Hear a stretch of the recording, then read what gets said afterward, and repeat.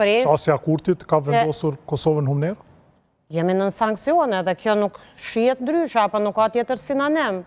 Prandaj do të ishte urgjenca, do duhet të ishte në tavolinë e jo themi temat e tjera. Neve duhet na shqetësoj çfarë do të ndodhë me arsimin, a do të kemi ndryshim, çfarë do të ndodhë me politikën e jashtme, me diplomacinë, çfarë do të bëhet me sankcionet, me dialogun, me shëndetësinë, me krizën energjetike, pra këto janë temat të cilat duhet na shqetësojnë. Dhe kjo si me 61 numra, si me 78, nëse qasja mbetet e njëjtë, padyshim. Ajo dhe tash është kryeministër, mund të merret me këto tema.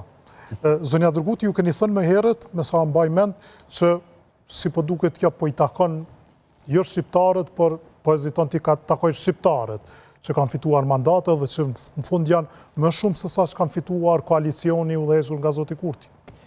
Po, në fakt, me që ka dal i pari në renditje në këtë garë, natyrisht i takon e drejta e të parit që ta konsumoj pra për të formuar qeverin dhe gjatë kësaj periudhe ka të drejtën të tentoj të krijojnë koalicione dhe ky pozicionimi ti apo barikadim, pra gjua e ti e ka barikadu në pozicionin ku tash e ka të vështirë, sepse me siguri ka besuar që do t'i marrë 500.000 vota dhe nuk do t'ua ketë nevojën ashtu si ka ndodhur herën e kalume.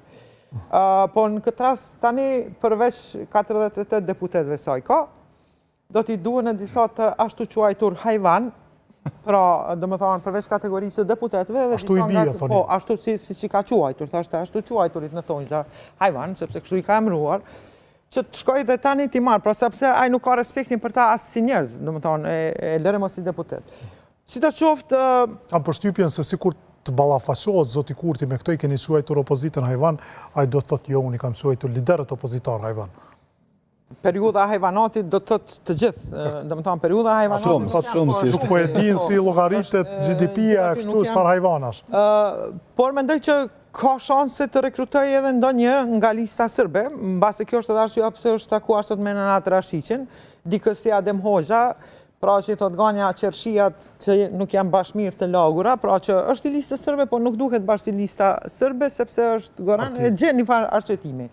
Mirë po, qeverit me 62-3 deputet janë pak sa problematike në kuptimin e asaj që po që se njeri shkon deri në toalet, dhe më thonë blokohet votimi. Blokohet, do të me prit dhe sa kryen nevojën në toalet. Ne kemi pasur dhe qeverisë si kam pas, as 61 deputet po kanë ecur. Mirë po, nuk janë të domosdoshme. PDK AKR. PDK, LDK ka pas numra pas. Po, edhe kjo pat numra, po ju dashke opozita për votime të shumë gjërave e lusë opozitën. Pra, kjo nuk është kurfar garance të pasurit e 2 të tretave. Dhe zakonisht, dhe më thonë, kemi pa këto partit tjera, kemi pa gjatë mandatit të kaluar dhe sa ishën në opozit, nuk kam bërë problem, sikur që ka bërë vetëvendosja në opozit, e cila ka qenë, dhe më thonë, destruktive dhe nuk i ka votu marrëveshje ndërkombëtare. Pra, opozita mandatit të kaluar ka votuar, në përgjithësi ka votuar marrëveshje ndërkombëtare, sepse nuk e ka dëmtuar, pra ka mjaftu shumë pjekuri politike për të mos dëmtuar interesat e vendit në çështje të rëndësishme siç janë marrëveshje ndërkombëtare. Për ndryshe, dhe më thonë, po afrohet koha, unë vetëm po shpresoj që nuk do ndodhë një gjë, që seanca pas betimit të deputetëve, pra seanca konstituive, të ndërpritet pas momentit të betimit të deputetëve, sepse ajo mandej mund të shtyhet në pafundësi, pra nuk përfundon ai seancë, vetëm ndërpritet dhe kjo mund të shtyhet mandej në pafundësi, sepse nuk ka afate të përcaktuara. Kjo është, do më thonë, kjo është ai momenti që mund të shkaktoj krizë në themelimin e institucioneve.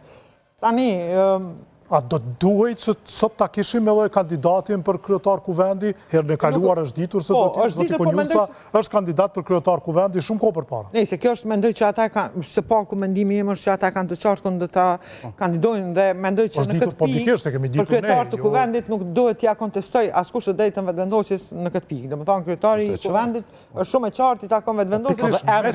Mes nuk kontestohet, pse s'bëhet publik emri.